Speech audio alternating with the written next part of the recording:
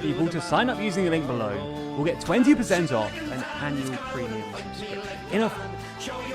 Since 40 days in power, Truss has hit the lowest approval rating of any Prime Minister since polling began, gifted Labour a steady 30-point lead over the Conservatives, and with a wet napkin, a wet noodle in charge of the Labour Party too. Remember, Keir Starmer absolutely fucking sucks.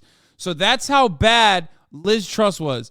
And I'll be honest, England deserved this, okay? The UK, you deserved it. Not many of you in the UK will disagree with what I'm saying here, but it's almost identical to the American story of Bernie Sanders. You had a wonderful person who was genuine, who was a decent human being, who had too big of a moral compass. Sure, there were some flubs within his campaign within the Labour Party, and I'm of course talking about Jezza, okay, the Corbyn himself, the man, the myth, the legend. He was incredible. He was wonderful, and he was too good for this, too good for the UK. And they fucking ousted him. They destroyed him. They destroyed his reputation, and then and then basically put Keir Starmer in a position of power. Keir Starmer is a neoliberal Labour representative. Check out top of the hour bot, 929 out of 10. Let's fucking go, dude. ASAP WAP, thank you for the 5 gifted subs as well, by the way. So now here's the situation at hand. Apparently single-handedly crashed the UK economy. The UK's borrowing costs, which used to be among the lowest in the G7, have spiked to historic highs, forcing a desperate intervention by the Bank of England. And the UK all of a sudden looks worryingly vulnerable to a full-on financial crisis. Now, that's a lot to understand, and we've seen people in the comments, especially from outside the UK, asking how this has all happened, how it went wrong so quickly. So in this video, we're going to try our best to explain, well, how all of this happened. How in literally the space of a month, Truss has turned the UK from a low-growth but stable economy into the basket case it's apparently become. Well, I'll tell you why. I'll tell you how I will. We're going to start this story with the Conservative leadership election to replace Boris Johnson, which began in mid-July. I'll tell you why I will. Conservative MPs had narrowed down the field of candidates to just 2. Then Chancellor Rishi Sunak, an old-school fiscal conservative who essentially represented the moderate wing of the party, and the then Foreign Secretary, Liz Truss, an avowed libertarian who made her name among the Tory membership by taking conspicuously hawkish positions on all things Brexit. Now, it's worth noting that during this time, Truss wasn't particularly popular with either the general public or Conservative MPs. As for most successful libertarian, I know. I mean, oh, boo-hoo, right. Fucking Liz Truss, man. Also, here's another classic Catholic Brandon, Dark Brandon Rises meme. Excellent work, Agent Truss. The Queen is dead, the British economy is destroyed, and the Tory party is in shambles. You can resign now. You've done your fucking job. That's right, ladies and gentlemen. Dark Brandon rises once again.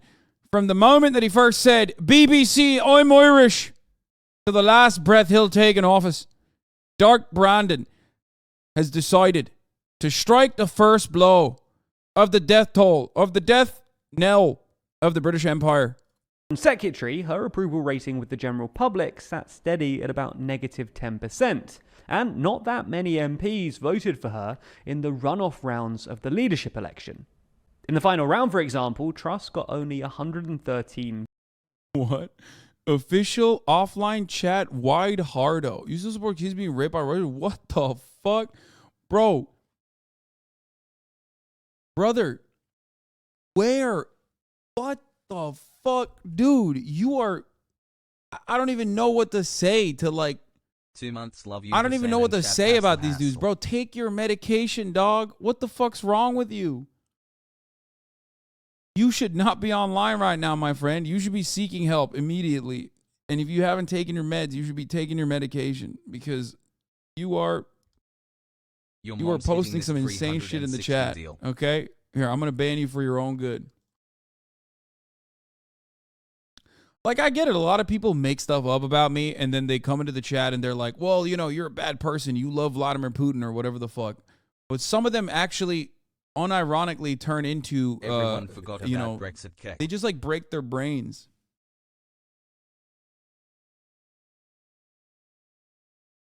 Holy fuck, dude. Jesus Christ. Votes, representing barely 30% of all MPs. And it's worth saying that even that number likely overstates Hasan, I her think real you're forgetting support the within fact the that lots of parliamentary these rappers party, say things because like, some "I'm of those boss, no one 113 tells me what to MPs do, will so have therefore they supported must her have all the knowing that power she was and likely control to in that win the situation." membership vote, and therefore were primarily voting for her with the hope of getting a job in her government as a reward for their support. Nonetheless, Please, sir, while Truss can I wasn't have very a popular cabinet with position, MPs yeah? or the general public, Truss was very popular with the Conservative membership, regularly topping Conservative home polling and maintaining an approval rating of above 50%.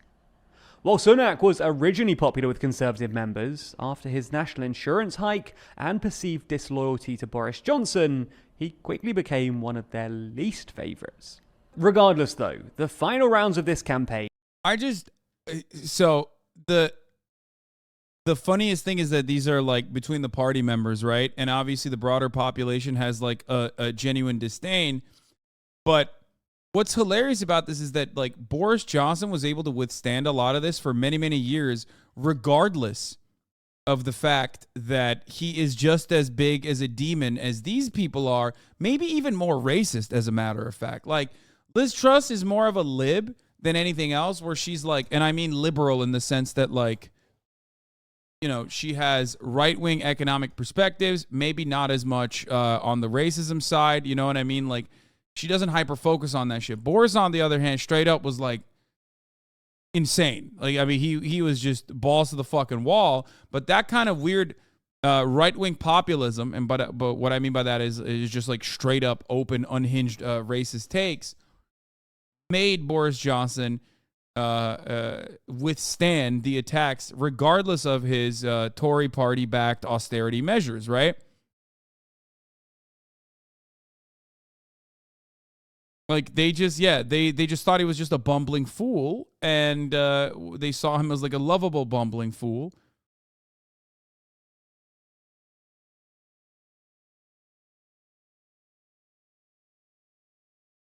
And Truss was batshit too. I mean, of course, she's a Tory. I'm not saying she wasn't right-wing conservative. I'm just stating that the main message for Liz Truss, the main thing that had staying power for Liz Truss at a time when, you know, there's the railway strikes that are looming, that are slated to restart once again, and you know, she has taken over a suffering conservative party, was the immediate Thatcherite economic proposals that she tried to state to implement. And that was what was leading the papers. That was what was leading in the papers. That's what people were talking about. They saw her as a neoliberal wannabe Thatcherite at a time when the British economy was already fucking up. If they had seen her as like a racist, that probably would have played a significant advantage in at least the Tory audience and the party membership, because then you're not focusing on the econ aspect. You're not focusing on the austerity. You're not focusing on the tax cuts for the extremely wealthy, right? Because then everyone is only talking about how racist she is, and that as a tool is successful when it comes to drawing support from your membership. Between Sunak and Truss were primarily fought on the issue of tax. Truss said that she cut taxes across the board, while Sunak accused her of fiscal irresponsibility and said that her policies would exacerbate inflation, forcing up interest rates and mortgage costs. It's worth watching what was actually said during the campaign too, because, well, in retrospect, Sunak looks impressively prescient. Pressing economic priority for the new Prime Minister and the new government is to grip inflation. We cannot make it worse. Inflation is the enemy that makes everybody poorer. It erodes your savings. It erodes your living standards. It means that those of you that have mortgages will see your interest rates go up higher and higher. That's a proper fit bird, in it. Let's be right then. And yes, I'm talking about Sunak. Yeah, he's good looking. So I don't think the responsible thing to do right now is launch into some unfunded spree of borrowing and more debt. That will just make inflation worse. It will make the problem longer. Let's be clear. We have inflation because of our monetary policy, that we haven't been tough enough on the monetary supply. That's the way I would address that issue. Okay. But it is wrong. Interest rates up, mortgages nightmare. It is. Liz, we have to be honest. We have to be honest. But borrowing your way out of inflation isn't a plan. It's a fairy tale. Nonetheless, Truss's pre-existing popularity within the Conservative Party membership and her tax-cutting policy programme eventually prevailed, and she won the final round of the contest with 57% of the members' vote. As a result, she became Prime Minister on September 6th, but her policy agenda was almost immediately delayed by the death of the Queen, which happened just 2 days later. This period... Yeah, after she met with her, remember, the Queen took one final meeting. I will never let anyone live this down. The Queen took one final meeting, okay? And that was with Liz Truss, a diehard, lifelong anti-monarchist, okay? For all of her faults and failures, for her obvious disdain for the working poor, she was definitely an anti-monarchist. Like, openly talked about it, and in college, and there's many interviews that she's conducted on it. And then the Queen died shortly after. The period of mourning then lasted until September 20th, with Parliament resuming on Wednesday, September the 21st. However, on that Wednesday and Thursday, Truss was preoccupied by the annual UN Assembly, which was being held in New York. Then, on Friday 23rd, Truss arrived back in London, just in time to watch Chancellor Kwasi Kwarteng deliver the much-anticipated mini-budget. This mini-budget included a whole load of pre-announced tax cuts, but also a whole load of surprise tax cuts too. All in all, these plans were set to cost the Treasury. That's my favourite, it is. Surprise is tax cuts. Surprise tax cuts, my favourite. About $45 billion. On top of this, Truss refused to publish the Office of Budgetary Responsibilities analysis into her plans, and didn't commit to any spending cuts in order to fund them. As a result, the markets balked at these unfunded, unannounced, and unsupervised tax cuts, and by Friday afternoon, the pound had plunged to a 37-year low against the dollar of $1.09. And to make matters worse, borrowing costs also spiked, with the yield on 10-year gilts jumping from 3.5% to 3.8%. In response to this, Redfield Wilton polling found Labour was still 10 points ahead of the Conservatives, although Truss was still a couple points ahead of Starmer on Best Prime Minister polling, enjoying an approval rating of +4. Then trading closed over the weekend, which meant no more movement in either the pound or gilt markets. But there was public outcry over the fact that certain measures in the mini-budget, like the reduction of the top rate of tax and the removal of restrictions on bankers' bonuses, seemed to disproportionately benefit the wealthiest in society.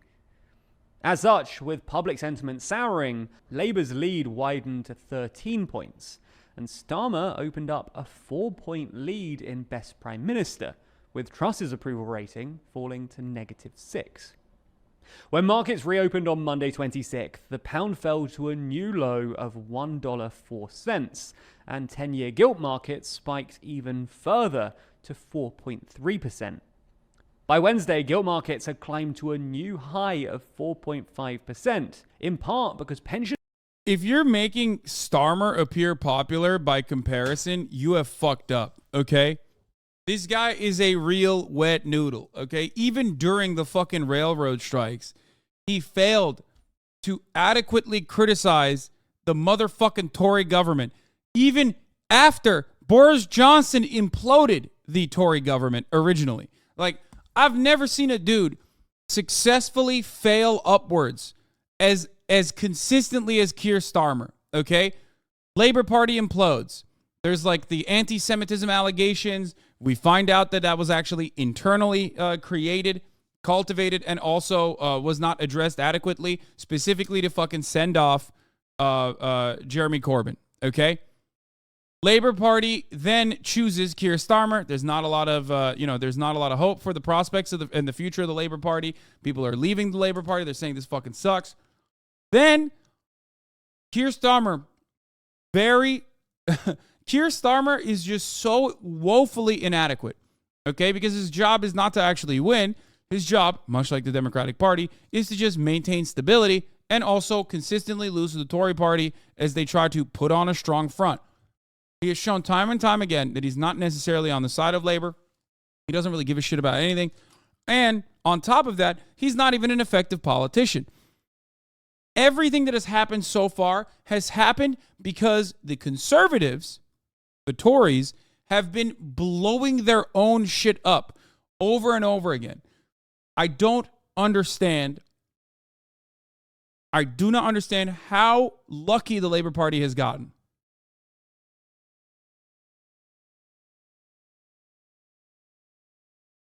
I don't understand. Like, I feel like our Republicans would never do this.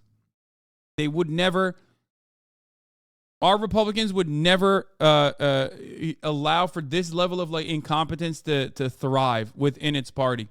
Like, they know how to whip their ranks. You know what I mean? You're saying Papela, but I mean, look at the candidates. Look at the candidates. Look at the candidates they're putting out. Even if they have dog shit candidates, they still have a way of like controlling the media, and they still have a way of effectively ensuring that like even their dog shit candidates who barely can put words together, like Herschel Walker, perform adequately. Herschel Walker should get no more than 10 points in any normal election, okay? Meanwhile, he's close. He's like almost in a fucking, he's in striking distance of winning the Georgia the Georgia Senate seat from Herschel Walker, who is and has been fairly popular in Georgia.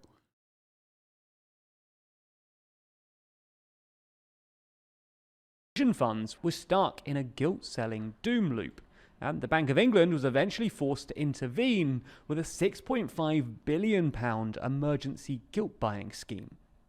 Now, this provided some temporary respite, but Truss still refused to U-turn on any of her mini-budget policies, and after a series of disastrous local radio performances on Thursday, gilt markets started rising yet again. By Friday, YouGov polling gave Labour a 33-point lead over the Conservatives, which certainly isn't good for Truss. Now, Raphael Warnock is a relatively popular person.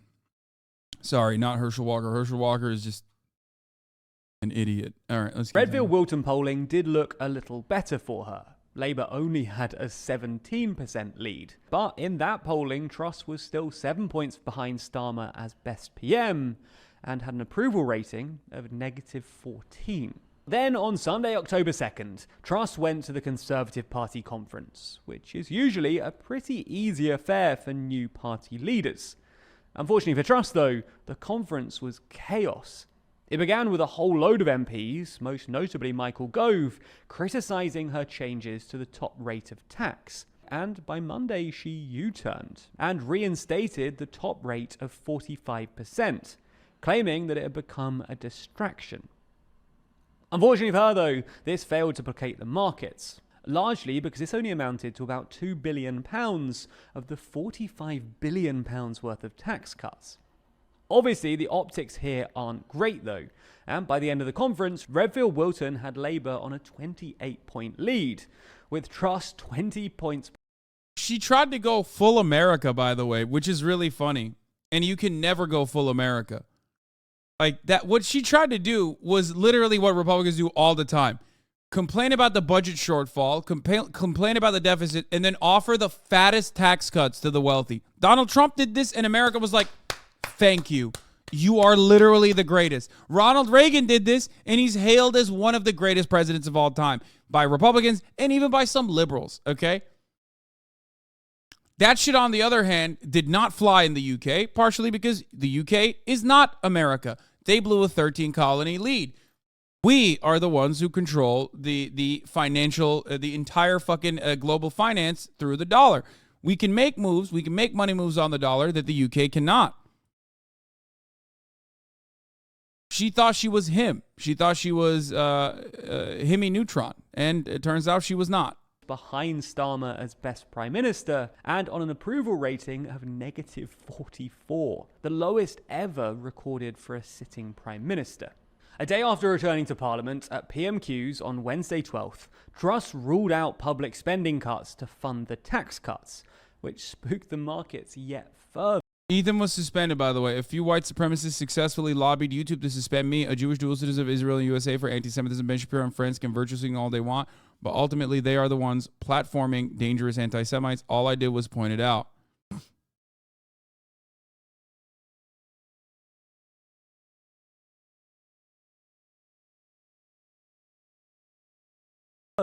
In a desperate attempt to appease them, on Friday, Truss sacked Kwarteng and replaced him with Jeremy Hunt. Then on Monday, just 3 days after his appointment, Hunt made a statement which basically reversed all of the mini-budget. And in direct contradiction to what Truss had said just a few days earlier, he warned that spending cuts would be needed. While this... Wait, this just came out? Shut the fuck up. Adam Curtis on the fall of Soviet Union's worrying parallels with modern Britain? No fucking shot. Did this just come out? Yes, it's called Trauma Zone. That's absolutely mental. That's bloody mental, man. That's bloody fucking mental. Adam Curtis. I told you days ago there's a new Adam Curtis shit. New Adam Curtis just dropped. Nice. Nice. Very nice. New Adam Curtis. Do I have a license for that? No. Will we watch it anyway? Absolutely. Absolutely. We'll be doing it. We'll be doing it. This did calm the markets, with her whole project in the bin and Hunt clearly in charge. Truss's approval ratings fell to negative 61%, which for context is about the same as Prince Andrew, who's on negative 65%. Worse still, polling suggested that Labour had a 36-point lead and Starmer a 47-point lead on Best Prime Minister. This means that since the Queen's mourning period finished a month ago, Truss's approval rating has fallen 66 points, or just about 17 points per week. She's also gone from being 10 points behind Labour, which would translate to about 220 seats in the next general election, to being 36 points behind Labour, which, according to the Electoral Caucus, would mean literally 1 seat for the Conservatives at a general election. In other words, she's lost roughly 55 seats a week, or 10 seats every working day. Now, while this result is unlikely to ever happen, it's hard to see things getting much better for the Tories anytime soon, especially given that they're about to commit to a... That's not true. I can think of a different way that the Tories could make a killing. Turn it around, if you know what I'm saying. I don't know. I don't know.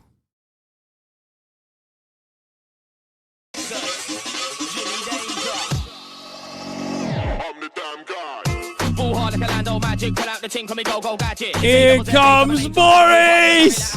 He's back to save England!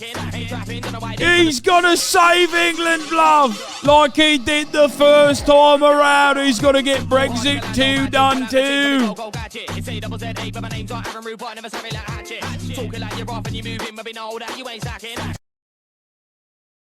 That's right, love! Here comes Boris. Bring back Boris. Bring back Boris. We love Boris. Another round of austerity. All in all then, with her key promises failing, her agenda chucked in the bin, and a new proxy prime minister in place, it's easy to see why some are questioning why Truss is even still in number. Oh, by the way, if you think that that's a joke, what I just said, you're very wrong. Boris Johnson is weighing up a stunning comeback, allies say. That's right, Boris Johnson, the most favored son of the Ottomans, okay? Boris Johnson appears to be on the verge of attempting a stunning political comeback. Allies of the former UK Prime Minister, who resigned in disgrace only 3 months ago, believe he will stand in the leadership contest that will follow the resignation of his successor, Liz Truss. 2 sources who worked on Johnson's last campaign for the Conservative Party leadership in 2019 said he would run again this time.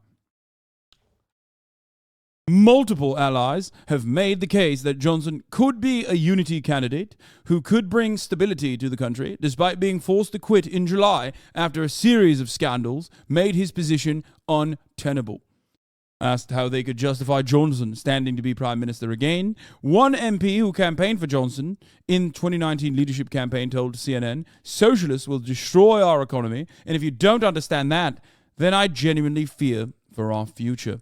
Another MP who supported Johnson in 2019 said he was the only candidate who could comfortably win over both Conservative MPs and members of the Conservative Party.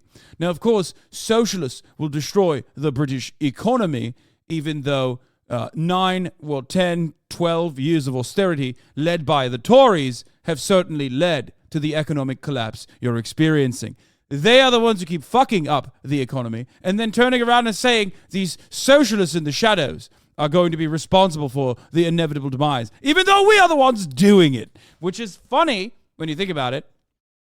How crazy and how similar, too. It's like, oh, man, listen, you don't understand. Socialists will destroy the country. It's like, brother, you're the one who's leading, though. What the fuck do you mean? Guys, I know we're fucking long dicking the economy, okay? I know we're long dicking the economy currently and have been for a while, but holy shit, imagine if the socialists came. I mean, that would be crazy. Maybe it wouldn't. You don't know that.